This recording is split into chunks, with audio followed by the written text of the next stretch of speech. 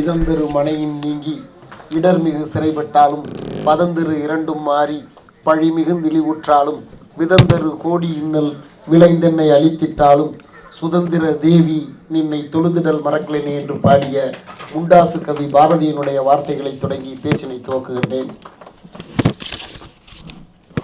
இந்த விழாவிலே வந்து முன்னிலை வைத்து சிறப்பு செய்து கொண்டிருக்கின்ற ஐயா அகமது ருமைஸ்தீன் ஃபைசி அவர்களுக்கும், அமைதியாக பார்வையாளர் அரங்கிலே உட்கார்ந்திருக்கின்ற தொழிலதிபர் ஐயா உமர் அவர்களுக்கும்,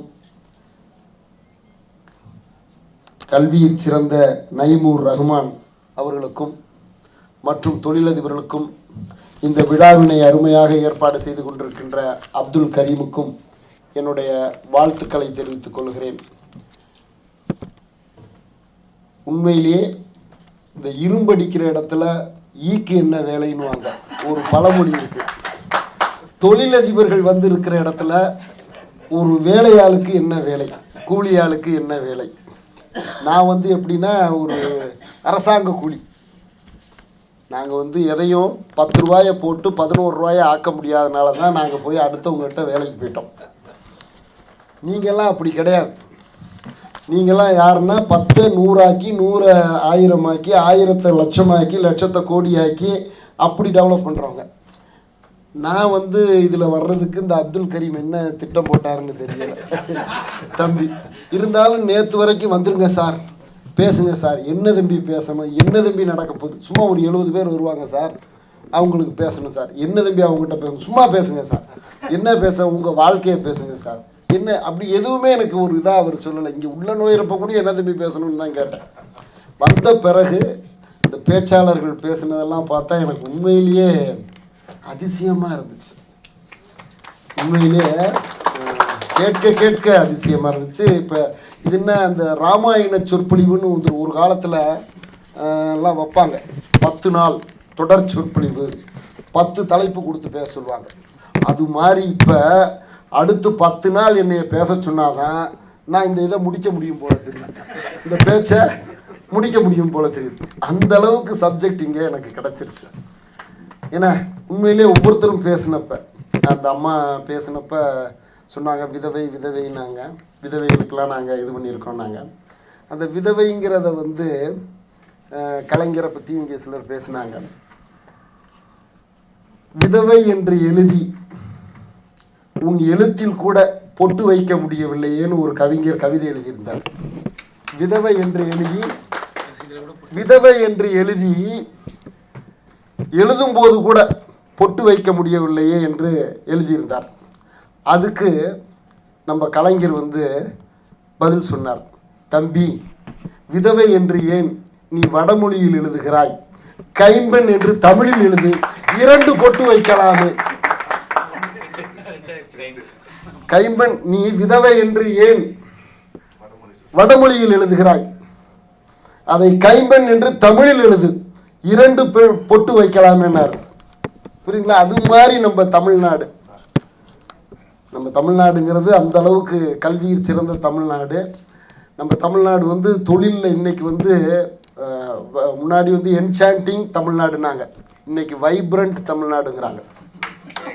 இன்னைக்கு முன்னாடி என்சாண்டிங் தமிழ்நாடுனாங்க, தமிழ்நாடுக்கு வந்து என்ன பண்ணுவாங்கன்னா என்சாண்டிங் தமிழ்நாடுவாங்க. இன்னைக்கு நம்ம வந்து $1 பில்லியன் அதை இலக்கை எட்டுறதுக்கு நம்ம தொழிலில் வந்து முயற்சி செய்து கொண்டிருக்கிறோம். அதனால தான் நம்ம உலக தொழிலாளர் தொழில் முன்னேற்ற இவங்களெல்லாம் கூட்டிகிட்டு வந்து இது போட்டு நம்ம செய்கிறோம். ஒன்று நன்றாக தெரிந்து கொள்ளுங்கள், நான் வந்து கல்லூரியில் படிக்கிறப்ப 8 பொறியியற் கல்லூரிகள் தமிழ்நாட்டில் இருந்தது. 8 பொறியியற் கல்லூரிகள், இன்று 540 பொறியியற் கல்லூரிகள். தமிழ்நாடுங்கிறது உங்களுக்கு நல்லா தெரியும், ஒரு மாநிலம். இந்தியாவில் மொத்தம் 33 மாநிலமும் இன்னமும் இருக்கு. 33 மாநிலத்திலையும் இல்லை, இந்தியாவில் 28 மாநிலங்கள் இருக்கிறது. ஆசியாவில் 33 நாடுகள் இருக்கிறது. ஆனால் ஆசியாவின் 10 இன்ஜினியரை நீங்க நிறுத்தினீங்கன்னா அதில் ஒருவர் தமிழ்நாட்டை சேர்ந்தவர். ஒரு வருடத்திற்கு லட்சம் பொறியாளர்களை உருவாக்குற ஒரே மாநிலம் தமிழ்நாடு தான். இந்த ஆர்கிடெக்சர், இந்த ட்ரிபிள்இ, மெக்கானிக்கலு, கம்ப்யூட்டரு, புரியுதுங்களா, ஒவ்வொரு டிபார்ட்மெண்ட்டும் 5 lakhs முடியுது. இன்ஜினியர்ஸ் மட்டும் 5 lakhs உற்பத்தி ஆகிறான். 198 நாட்டிலையும் நம்ம ஆள் இருக்கான். ஒரு காலத்தில் வேலை இல்லை, குமாஸ்தா வேலைக்கு 3000 சம்பளம் கொடுத்தான். இன்னைக்கு அதுவும் எப்படின்னா, இப்போ இங்கே வேலை பார்க்குறவன், கானகத்தில் வேலை பார்க்குறவன் குரம்பேட்டைக்கு போக மாட்டான், இதுக்குள்ளேயே சுற்றுவான். தாம்பரத்தில் வேலை பார்க்குறவன் தாம்பரத்தில் வேலை பார்க்க மாட்டான். இன்னைக்கு 198 நாட்டுக்கும் வேலைக்கு போகிறதுக்கு வாய்ப்பு உள்ள நாடு தமிழ்நாடு. படிச்சிட்டோம். அதனால என்ன ஆச்சுன்னா, நம்ம ஊரில் உடல் உழைப்பு செய்கிறதுக்கு ஆள் இல்லை. இப்போ வடக்கிழத்தெல்லாம் வந்து இங்கே கொத்தனார் வேலை பார்த்துக்கிட்டு இருக்கா, நம்மளாம் போய் அங்கே இது பண்ணிக்கிட்டு இருக்கோம். எல்லாமே நம்ம மேனேஜ்மெண்ட் கெப்பாசிட்டி, நம்ம தொழில் முனைவோரும் இதாகவும் ஆகிட்டோம். புரியுதுங்களா? அப்போ 198 நாட்டிலையும் வியாபித்துட்டோம். வியாபிச்சு இன்னைக்கு தமிழ்நாடு வந்து அவ்வளவு உயர்ந்துருச்சு. ஆனால் நமக்கே உள்ள அந்த ஒரு இது, எதை செஞ்சாலும் பெரிய செய்யணும் அப்படிங்கிறதுக்காக சிலர் நினைப்புக்கு மேலே அகலக்கால் வைக்கிறது. வியாபாரத்தில், வணிகத்தில் மட்டும் இருக்கிறத கொண்டு டெவலப் பண்ணணும். அதுக்கு ஒரு உதாரணம் நான் சொல்கிறேன். சார் என்கிட்ட பேசிக்கிட்டு இருப்ப கேட்டார், நீங்கள் எந்த ஊர் அப்படின்னு கேட்டார். அதுக்கும் கலைஞரை சொல்லிட்டு ஒரு வார்த்தை சொல்கிறேன். கலைஞர் மற்றவங்களாம் லெட்டர் பேட் போடுவாங்க, பார்த்துருக்கீங்களா? இந்த பொறுப்பு, அந்த பொறுப்பு, அந்த பொறுப்பு, இந்த பொறுப்புன்னு போட்டு ஒரு 12 பொறுப்பு போட்டு அவங்க இதெல்லாம் படமெல்லாம் போட்டு இது இருக்கும் லெட்டர் பேடு. நம்ம முன்னாள் முதல்வரோட கலைஞரோட லெட்டர் பேடு மட்டும் வெறும் மு கருணாநிதினு போட்டிருக்கோம். எப்படி? வெறும் வேற எதுவும் போட்டிருக்காது. அந்த பேப்பரில் மு கருணாநிதி அப்படிங்கிற எழுத்து மட்டும்தான் இருக்கும். ஏன்னா எல்லாருக்கும் தெரியும். அது மாதிரி நான் வந்து என்னைய ஊருன்னு கேட்டிங்கன்னா இந்த ஊருன்னு சொல்ல முடியாது. நான் ஒரு நாடோடி, தமிழ்நாடு. புரியுங்களா? மணிவண்ணன்னா தமிழ்நாடு. ஏன்னா 19 மாவட்டத்தில் வேலை பார்த்துருக்கேன். எத்தனை மாவட்டத்தில் வேலை பார்த்துருக்கேன்? 19 மாவட்டத்தில் வேலை பார்த்து இது 20வது மாவட்டமாக வந்திருக்கேன். சென்னை பெருநகரத்துக்கு 20வது மாவட்டமாக வந்திருக்கேன். 36 ஆண்டுகள் வேலை பார்த்து, 36 ஆண்டுகள் 5 மாதம் ஆச்சு. அடுத்த மாதம் நான் ஓய்வு பெறேன். 36 ஆண்டுகளும் 6 மாதமும் ஓய்வு பெறேன். 42 இடத்துல வேலை பார்த்துருக்கேன் இது வரைக்கும். எனக்கு குளச்சல்ல இருந்து கோட்டை வரைக்கும் தெரியும். சிலர் சொல்லுவாங்க குளச்சல் முதல் கோட்டை வரையும். உண்மையிலேயே அரபிக்கடல்லையும் வேலை பார்த்தவன், வங்காள விரிகுடாலையும் வேலை பார்த்தவன், கோட்டையிலையும் வேலை பார்த்தாச்சு. புரியுதுங்களா? அதனால தான் சார்கிட்ட நான் கேட்குறப்ப கொஞ்சம் இருங்க சார், நான் மேடையில் போய் சொல்கிறேன் எந்த ஊருன்னு சொல்கிறேன் அப்படின்னு. எனக்கு இந்த இப்போ இவர் சித்த மருத்துவர் வந்தப்போ நான் வேலூர்னாரு. வேலூரில் எனக்கு ஒரு இது இருக்குது. நான் அங்கே தான் 1 வருஷம் பயிற்சி. தஞ்சாவூர், புரியுதா? தஞ்சாவூர் அவர் சோழ மக்கள் கூட்டமைப்புன்னு இது பண்ணியிருக்காரு. தஞ்சாவூர் எடுத்தால் நான் திருச்சியில் தான் பிறந்து வளர்ந்தேன். திருச்சி கவர்மெண்ட் ஆஸ்பத்திரியில் தான் பிறந்து வளர்ந்துவேன். அது எனக்கு ஊர். எந்த ஊரை சொன்னாலும் அந்த ஊருக்கு எனக்கு ஒரு தொடர்பு இருக்கும். புரியுதுங்களா? இந்த வியாபாரம் செய்கிறப்ப அகலக்கால் வைக்கக்கூடாது. எவ்வளவுக்கு எவ்வளோ சிக்கனமோ. எங்கள் ஊரில் மதுரையில், நான் மதுரையில் இப்போ செட்டில்டு. மதுரை தான் எங்கள் பூர்வீகம். அங்கே கீழமாசி வீதின்னு ஒரு இது இருக்குது. பெரிய பெரிய வணிகர்கள் இருப்பாங்க.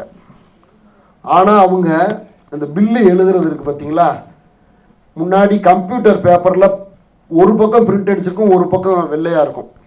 அந்த கம்ப்யூட்டர் பேப்பரை கிலோ கணக்கில் வாங்கி அதை ஒரு கிளிப்பில் வச்சுக்கிட்டு அதில் தான் எழுதுவான். 54, 72, 112 அப்படின்னு எழுதிட்டு கூட்டி போட்டு இது பண்ணுவான். அதெல்லாம் 1000 இருக்கும், இல்லை லட்சமாக இருக்கும், சின்ன சின்ன பிட்டு பேப்பரில். அவங்க உட்காந்துருக்க சேர் பார்த்தீங்களா, இந்த இப்படி இப்படி சுற்றுறான் பாருங்க. இன்னைக்கு புது புது புது பிஸ்னஸ் தொடங்கணும்னா சேர் வாங்குவான் பாருங்க. 28,000 ரூபாய்க்கு சேர் வாங்குவான், 40,000 ரூபாய்க்கு சேர் வாங்குவான். இந்த அகலக்கால் வைக்கிறது. அவங்க வந்து ஒரு தடவை மதுரை கீழமாசி வீதியில் போய் அந்த வியாபாரிகள், அந்த காலங்காலமாக ஸ்தாபிதம் 1908, 1896 அப்படின்னு போட்டுப்பான். அந்த கடை வாசலில் போர்டு பார்த்தீங்கன்னா இருக்கும். அவங்கள போய் ஒரு தடவை நடந்து பார்க்கணும். அவங்க என்ன செய்கிறாங்கங்கிறத நம்ம படிக்கணும், ஸ்டடி. நம்ம வந்து அந்த வாசலில் போய் அவங்கள நடந்து பார்க்கணும், எப்படி கணக்கு போடுறாங்க, என்ன இதாக இருந்தாலும் சரி. அவன் கடையில் 68 ரூபானா 68 ரூபா தான், 72 ரூபானா 72 ரூபா தான். அதை வந்து இது பண்ணுவாங்க. அதோடு இன்னொன்று என்னென்னா, மதுரையில் தள்ளுவண்டி இல்லை வடை விற்பாங்க. தள்ளுவண்டியில் வடை விற்பாங்க. ஒரு இல்லை முள்ளு முருங்கை வடைன்னு, முள்ளு முருங்கை வடைன்னு சௌராஷ்டிராக்காரவங்க வந்து தள்ளுவண்டியில் விற்பாங்க. அவங்கக்கிட்ட ஒரு நல்ல சிறப்பான பழக்கம் என்ன தெரியுமா? இவ்வளோண்டு குத்துச்சட்டியில் அந்த மாவை கலக்கிட்டு வருவான். அதில் எவ்வளோ வடை போட்டிருக்கோமோ அதை டெய்லி விற்பான். ஒரு நாள் கூடியும் சரி, நேற்று 500 ரூபாய்க்கு விற்றுருச்சே, இன்னைக்கு 600 ரூபாய்க்கு விற்போம்னு சொல்லி கூட மாவு போட்டே வரமாட்டான். சாயந்தரம் 5 மணிக்கு வரான்னு வச்சுக்கோங்க, 11 மணி வரைக்கும் 600 ரூபாய்க்கு விற்குதா, 600 ரூபாய்க்கு விற்றுட்டு போயிடுவான். ஞாயிற்றுக்கிழமை கண்டிப்பாக அவன் என்னோட தள்ளுவண்டி கடைக்கு விடுமுறை. தள்ளுவண்டி கடைக்கு விடுமுறை. அன்னைக்கு என்ன தெரியுமா செய்வார் சாரு? நேராக அங்கேருந்து சைக்கிள் எடுப்பார், ஒய்ஃபை தூக்கி உட்கார வைப்பார், பிள்ளையை தூக்கி முன்னாடி உட்கார வைப்பார், வீட்டிலேயே புளியோதரையை கட்டுவார், திருப்பரங்குன்றம் வருவார், திருப்பரங்குன்றம் மலை படியில் ஏறி உட்காந்து புளியோதரையை சாப்பிடுவார், திருப்பரங்குன்றம் முருகனை கும்பிடுவார். புரியுதா? அவருக்கு ஒரு பிக்னிக், அன்னைக்கு ஒரு பிக்னிக். மறுபடியும் திங்கக்கிழமை அந்த தூக்குச்சட்டியை இது பண்ணி இதை சுட போயிடுவார். சரி, இன்னைக்கு ஒரு பெரிய மாநாடு நடக்குது, அதனால நம்ம கூட போடுவோம் அப்படின்லாம் செய்ய மாட்டான். அந்த கரெக்டான வாழ்க்கை. அகலக்கால் வைக்கிறது இல்லை. அதே மாதிரி ஒரு 700 ரூபாய்க்கு ஒரு மூடை அரிசி விற்றப்ப அடுத்தவனை கவுக்கணும், போட்டி வரும் மண்டியில். வியாபாரிக்கு வியாபாரி, நீங்கள் வந்து 700 ரூபாய்க்கு மூட்டை வாங்கினீங்கன்னா இன்னொருத்தன் 720 ரூபான்னு சொல்கிறான்னு வச்சுக்கோங்களேன், அதங்கிட்ட போயிடுவான். எல்லா இவனும் விவசாயி என்ன செய்வான்? 700 ரூபாய்க்கு போடுறதுக்கு 720 ரூபாய்க்கு போடுவான் அப்படின்னு போயிடுவான். அது மாதிரி என்ன செய்வாங்கன்னா, சிலர் போட்டிக்காக 700 ரூபாய்க்கு வாங்குறத 750 ரூபாய்க்கு வாங்குறது. அவனை மட்டம் தட்டணும், அடுத்த வியாபாரியை நம்ம குறைக்கணுங்கிறதுக்காக இவன் கூட காசு கொடுத்து வாங்குறது. வாங்கினா இவன் விற்கிறப்ப 680 ரூபாய் ஆகி போயிடும். அந்த 4 நாள் வியாபாரத்தில் ஒரு வாரத்தில் இவன் வாங்கி கொண்டு போய் வச்சு அடுத்து தள்ளுறதுக்குள்ளங்க அது 750 ரூபாய்க்கு வாங்கியிருப்பான், 680 ரூபாய் ஆகிடும். அப்படி போட்டி போடுறது, இது பண்ணுறதுலாம் நம்ம எந்த காரணத்தை கொண்டும் வியாபாரிகள் அதிகமாக செய்யக்கூடாது, அடுத்தவனை கவுக்கிறதுக்காக. அப்புறம் வந்து என்ன ஆகும்? பணமெல்லாம் போயிடும். போன பிறகு எவனுமே இருக்க மாட்டான்.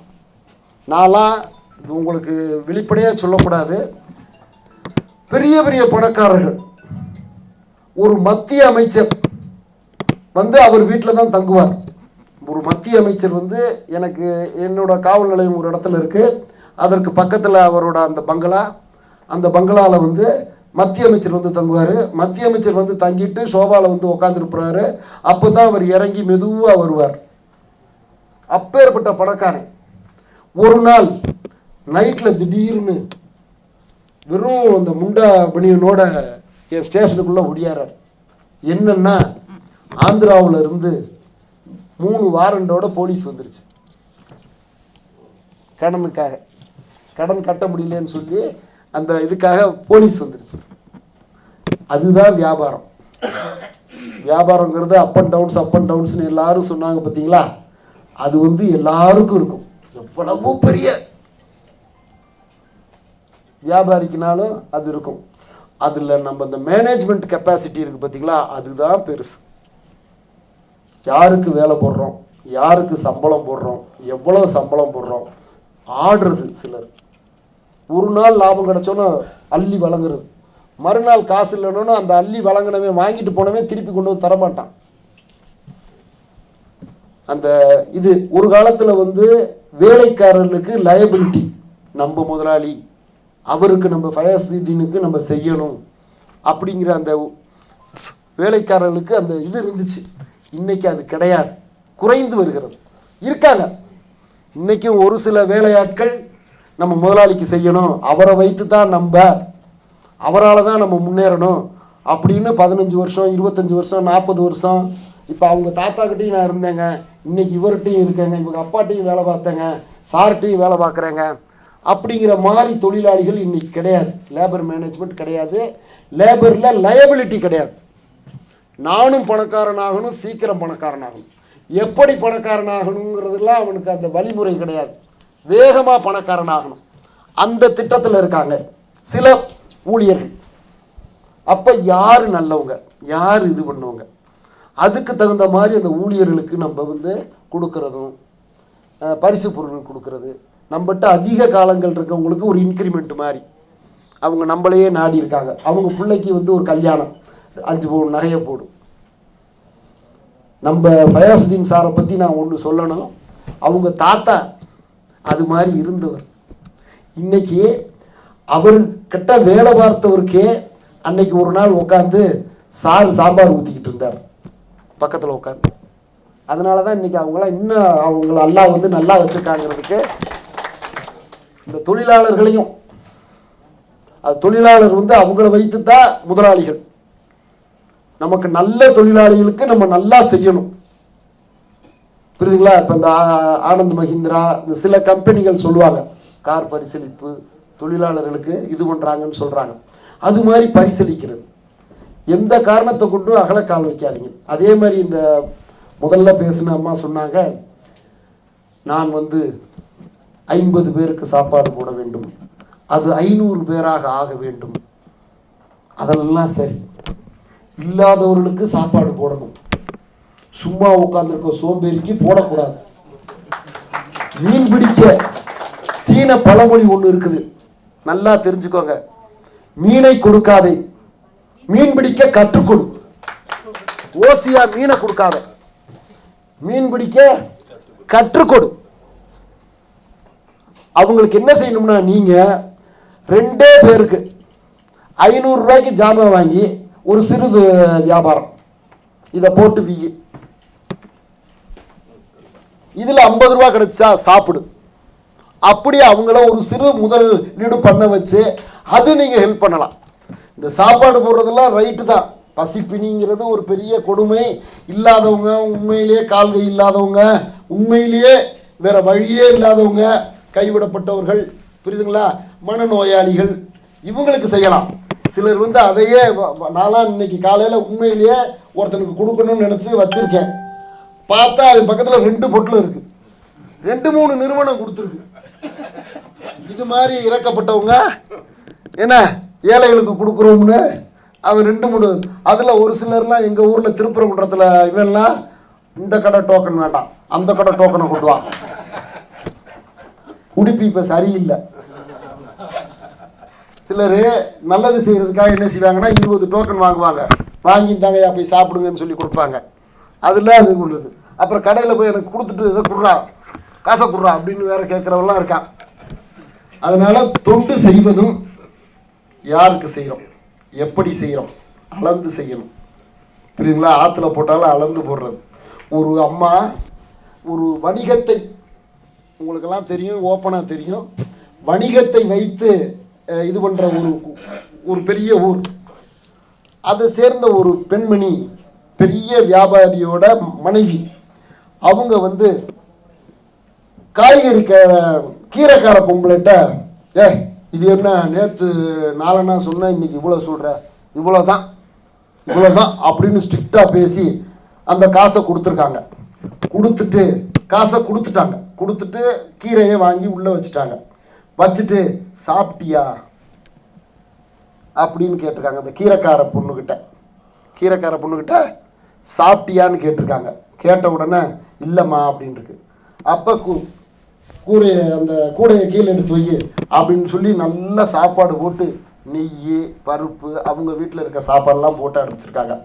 அப்போ அந்த பெரிய செல்வந்தர் வீட்டு வேலைக்கார பொண்ணு கேட்டுச்சான், ஏமா இந்த 1 ரூபா கீரைக்கு நீங்கள் இவ்வளோ சண்டை போட்டீங்க, 1 ரூபா கீரைக்கு இவ்வளோ இது பண்ணி கராராக பேசி காசை கொடுத்தீங்க, ஆனால் சாப்பாடு மட்டும் இவ்வளோ போட்டிங்களே அப்படின்னு கேட்டேன். அதுதான் தர்மம்,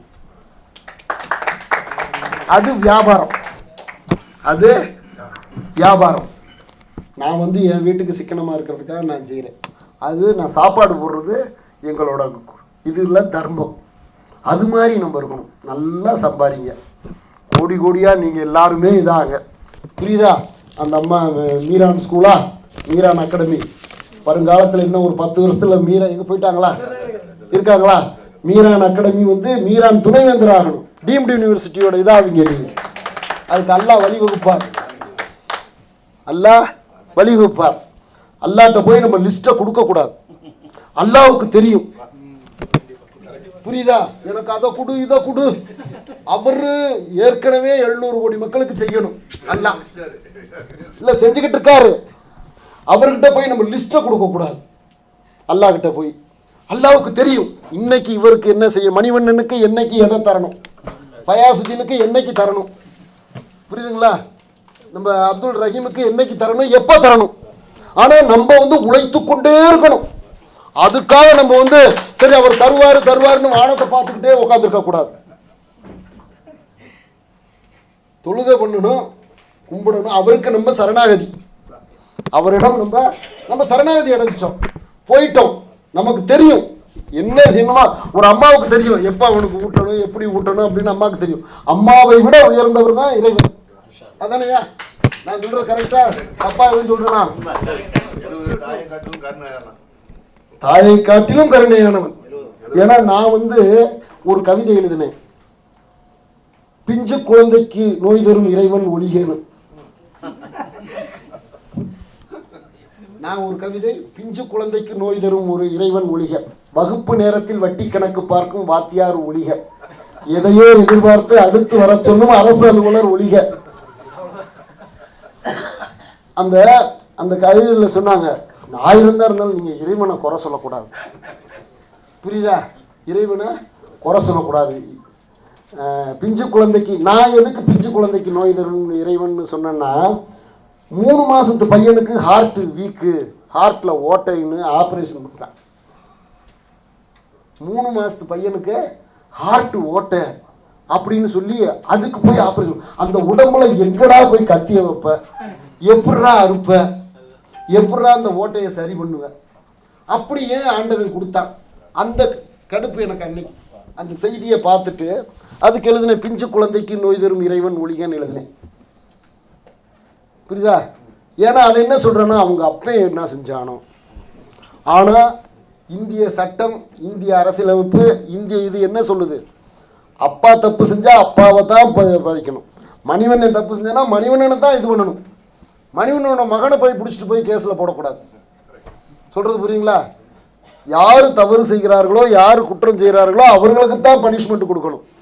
ஆனா இந்த குழந்தை 3 மாசத்து குழந்தை என்ன தப்பு செஞ்சிச்சு? அதுக்காக நான் எழுதினேன். அதை கூடயும் தப்பு சொன்னாங்கம்மா. புரியுதா? இறைவன் வந்து நம்மளுக்கு கண்டிப்பாக நல்லதை செய்வான். நம்ம வந்து செய்து கொண்டே இருக்கணும். உங்களை எல்லாம் பார்த்தது எனக்கு என்ன தெரியுமா ஒரு பெரிய பெனிஃபிட்டு? தம்பி கூட்டிகிட்டு வந்தது. நான் ஒரு நாளில் 10 பக்கம் படிக்கிறதே இப்போ பெருசாகிடுச்சு.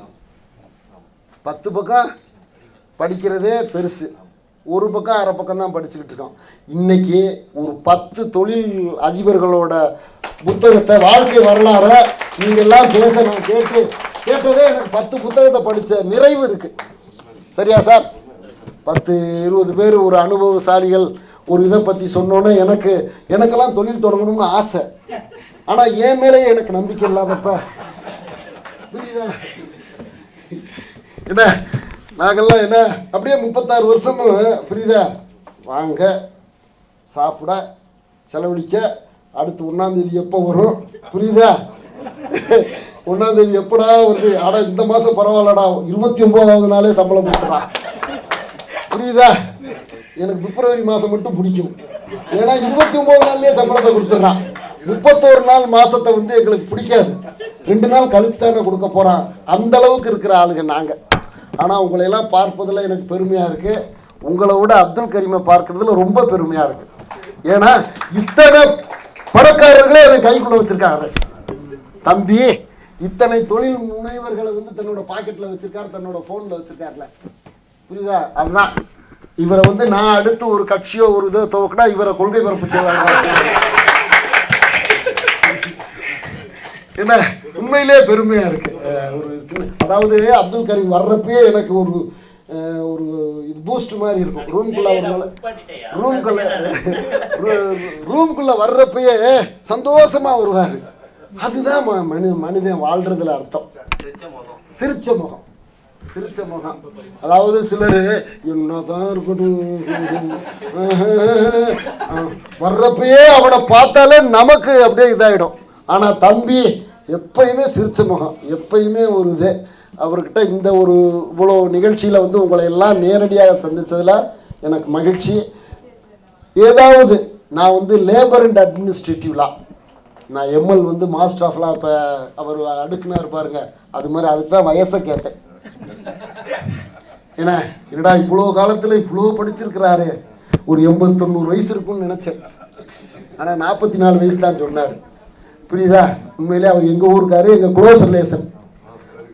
அப்துல் கரீம் வந்து எங்களுக்கு கொஞ்சம் தூரத்து வரும், ஃபயாசுதீன் வந்து அதை விட தூரத்து வரும். ஏன்னா அவர் மதுரை மேலூர் 30 கிலோமீட்டர்ல இருக்க சொந்தக்காரர், இவர் வந்து 120 கிலோமீட்டர்ல இருக்க சொந்தக்காரர். இவர் வந்து ஃபயாசுதீன் வந்து எங்களுக்கு 550 கிலோமீட்டர் ராம்நாடு, அவர் 120 கிலோமீட்டர்ல இருக்க சொந்தக்காரர். புரியுதா? அதுதான் மனித வாழ்வு. உண்மையிலேயே எனக்கு உங்களை எல்லாம் சந்தித்ததுல மற்றற்ற மகிழ்ச்சி. எந்த ஒரு இதுனாலும் என்கிட்ட கேளுங்க, ஏதாவது டவுட். என்ன ஏதாவது நீங்கள் ஒரு இதில் ஒரு சின்ன இதில் ஏதாவது உதவினாலும் உட்காருங்க, உதவினாலும் கேளுங்க. நான் வந்து வேற ஒன்றும் சாதிக்கலை. 36 வருஷம் போலீஸில் இருந்திருக்கேன் தொடர்ச்சியாக. இந்த பதவி உங்களுக்கு எப்படி சார் நிம்மதியா இருக்குதா? சூப்பரா இருக்கு, வாங்க உட்காருங்க. அதாவதுங்க இது ஆண்டவன் கொடுத்த ஒரு இதுங்க, புரியுதா? மற்றவங்களுக்கு இல்லாத ஒரு வசதி நமக்கு இருக்கு, மற்றவங்களுக்கு இல்லாத வசதி, புரியுதா? அது அதுக்கு தானே சம்பளம் கொடுக்குறான். புண்ணியம் செஞ்சிருக்கிறதுக்கு என்ன, ஊருக்கு உழைத்திடல் யோகம். பாரதியார் சொல்லியிருக்காரு, ஊருக்கு உழைத்திடல் யோகம். அதுக்கு காசும் கொடுத்து உழைக்க சொல்றான். அப்ப நம்ம அதுக்கு உழைக்கிறோம், புரியுதா? அதுக்கு தான் நம்ம உழைக்கிறோம். அதை வந்து நம்ம குறை சொல்லக்கூடாது. எந்த வேலையில கவலை இல்லை, எந்த மனிதனுடன் துன்பம் இல்லை. யாராவது ஒரு மனிதனை காட்டுங்க. இன்னைக்கு எவ்வளோ பெரிய கோடீஸ்வரனா இருக்கட்டும், எவ்வளோ பெரிய இதா இருக்கட்டும், எவ்வளோ பெரிய பதவி வகித்தவர்களையும் ஒரு நாள் வந்து அந்த உள்வினை அது வந்து காட்டி கொடுத்துருது இல்லை, ஏதோ ஒரு விதத்தில் இது பண்ணிடுறது இல்லை. அதனால இந்த இதெல்லாம் வரத்தான் செய்யும். அதை மீறி ஜெயிக்கிறோம் பார்த்தீங்களா, அதுதான் நம்மளோட வெற்றி. நம்மளோட வெற்றி அதை வந்து நம்ம இதாக இது பண்ணக்கூடாது. நம்ம அதில் சாதிச்சு தான் வரேன். நான் ஒரு 6 நூல்கள் எழுதியிருக்கேன். 6 நூல்களும் 48 கட்டுரைகளும் எழுதியிருக்கேன் இது வரைக்கும். அதில் 6 நூல்களில் முதல் 2 நூலை ஒரு பையன் எம்ஏ எம்ஃபில் படித்த பையன் ஆய்வு செய்து எம்ஃபில் பட்டம் வாங்கியிருக்காங்க. 2 நூலை ஆய்வு பண்ணி ஒரு பையன் எம்ஃபில் வாங்கியிருக்காரு. உங்களுக்கெல்லாம் தெரியும், திருவள்ளுவர், கம்பர், கபிலர் இதெல்லாம் நீங்க படிச்சிருப்பீங்க. அவங்கள ஒரு 500 பேரை வரிசைப்படுத்தியிருக்காங்க. யார் யார் தமிழ் எழுத்தாளர்கள், கவிஞர்கள்னு சொல்லி தமிழ்நாட்டில் யாரு திருவள்ளுவர்ல இருந்து துவங்கி இன்னைக்கு வரைக்கும் ஒரு 500 பேரை வகைப்படுத்தினார்கள். வகைப்படுத்தி அண்ணாமலை பல்கலைக்கழகம் ஒவ்வொரு அறிஞருக்கும் ஒவ்வொரு பேராசிரியரை விட்டு அவருடைய வாழ்க்கை வரலாறை எழுத சொன்னது. 500 புத்தகம் வெளியிட்டாங்க. அந்த 500 பேர்ல என்னையும் ஒரு ஆளா எடுத்து என்னோட வாழ்க்கை வரலாறையும் 2016 ஒரு பேராசிரியர், அதே இதில் 500 புத்தகத்துல நானும் ஒரு ஆள், 500 கவிஞர்கள்ல என்னையும் ஒரு கவிஞரா எடுத்து இப்படிதான் என்னுடைய வரலாறை வெளியிட்டிருக்கு.